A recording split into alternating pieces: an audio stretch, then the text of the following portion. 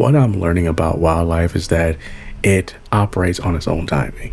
Like, that would be obvious, obviously, but one thing's for sure, you always have to be prepared.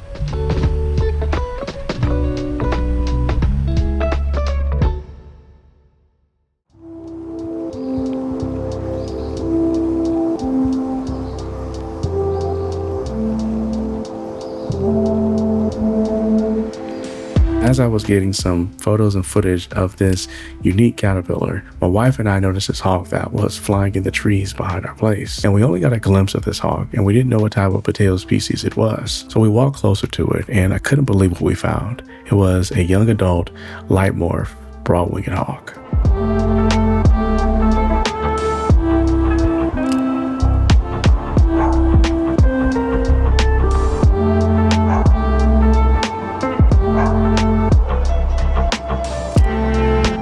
It's crazy to me is that I just made a video about this bird not too long ago, and I expressed in that video like, hey, I want to be able to see what an adult looks like of this particular species. Now, analyzing the photos and the footage of this broad-winged hawk, I can kind of tell that this is a young adult, and I can tell based upon its front chest area with that brown pattern there.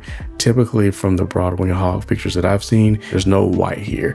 You see a little bit of white, but it's mostly brown, like a dark brown here in the chest area. So, but I could be wrong about that. So if in the comment sections, if you've dealt with this species of bird before and I'm wrong on that, please call me out in the comment section. I don't have a problem with being wrong about this type of stuff.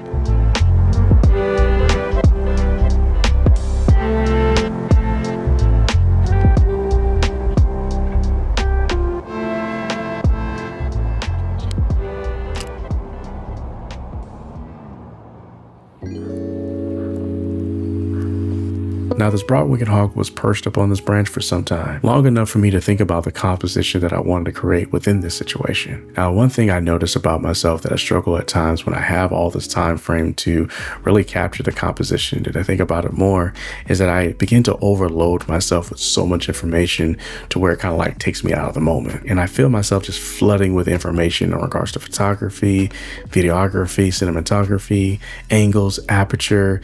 You want to do this type of composition, like just everything. And I really have to really focus on just turning my brain off for that moment. Like, just take the photo. Don't think about compositions really.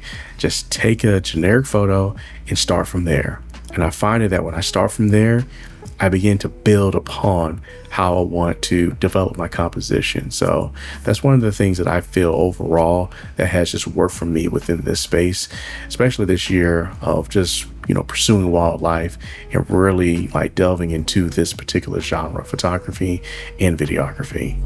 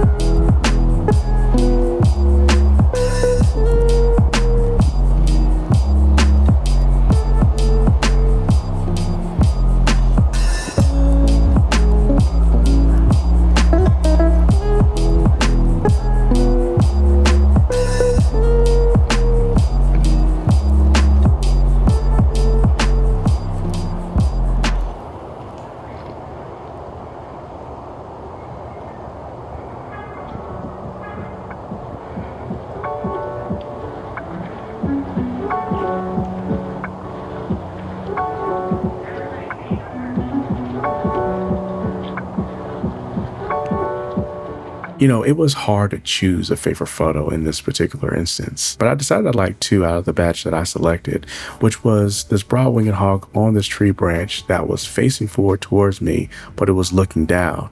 And I just really appreciated the symmetry of its head at the time frame and the way the eyes were symmetrically bulging. I don't know if that's a phrase I can use, but it really was that. It was symmetrically bulging within the face of the broad-winged hawk, and I thought it was pretty cool. It gave a really distinct look or stoic look about it. Now, the last photo that I really enjoyed had to be the one where the broad-winged hawk is sitting on top of the dog park sign. And you can see its backside plumage with this unique symmetry with it.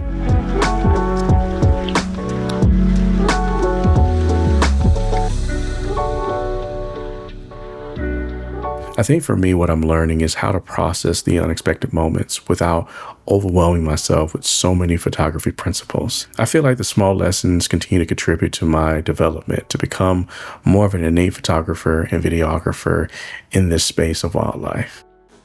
Well, that's it for me today. As always, continue to appreciate the process. Catch you guys on the next one. Deuces. Yes, sir. This one's a little bit longer, but